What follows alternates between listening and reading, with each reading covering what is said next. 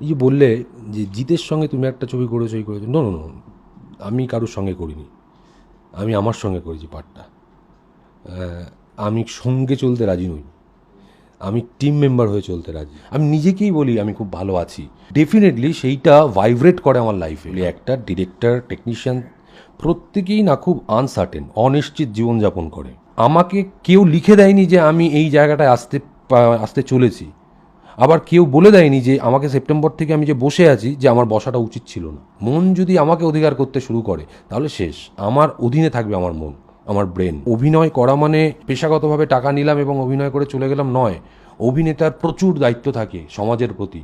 আমি কখনোই কাউকে সেদে গিয়ে কাজ দাও এটা বলি, এটা আমার হয়তো ডিসঅ্যাডভান্টেজ। যেটা সো কল্ড অয়েলিং, ওই জিনিসটা আমার জানা নেই, হয়তো জানলে আমিও করবো। কোনো দর্শক টিকিট কেটে দেখে বাইরে বেরিয়ে দূর টিকিটটা ফেলে দেয়, যতদিন না ওই টিকিটটা যত্ন করে রাখবে ততদিন তুমি স্টার নও।